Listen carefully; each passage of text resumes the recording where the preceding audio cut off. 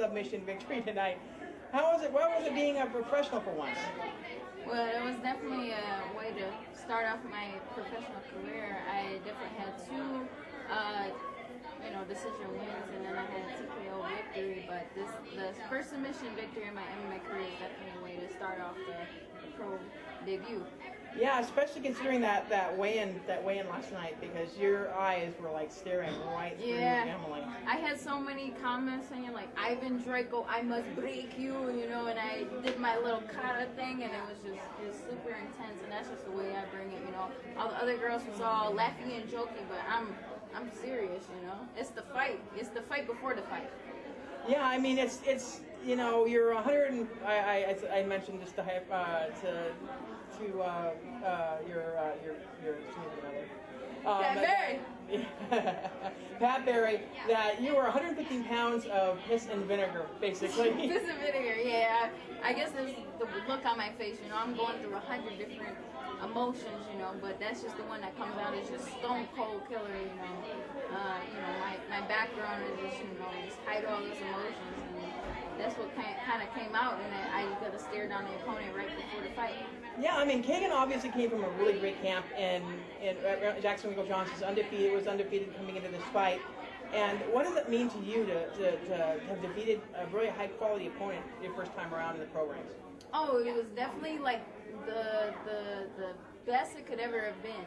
I was hoping to go out there and just strike her to death, but I ended up getting that submission win, and it was definitely the best way to win, because she wanted to take me to the ground, and I beat her on the ground, so it was a win for me, and the best way it's ever been.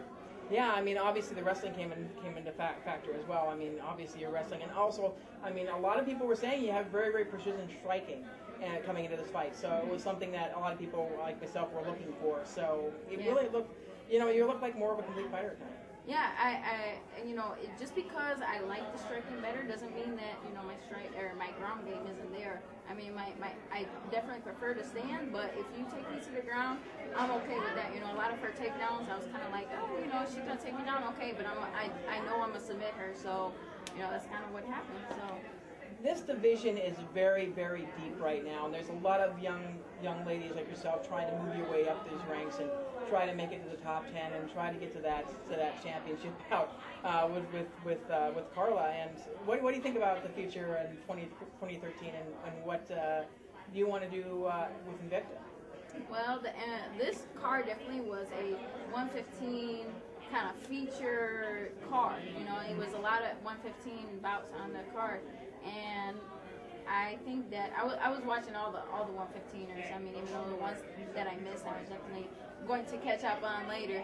And I watched the Carla Esparza fight and the Beck Hyatt fight. And I was like super pumped by that. But I'm ready to get back in there.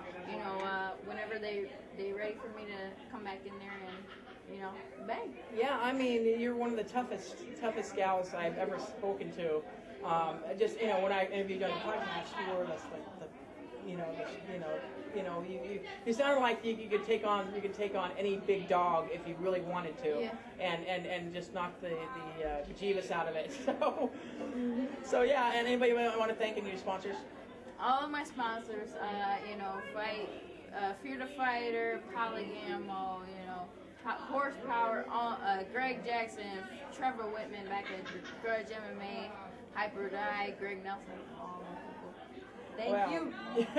Well, it's great. I'll look forward to seeing you again at Invicta sometime this year, and other places, hopefully, in the 115-pound division, and kicking some ass. Yep. Thank you, guys.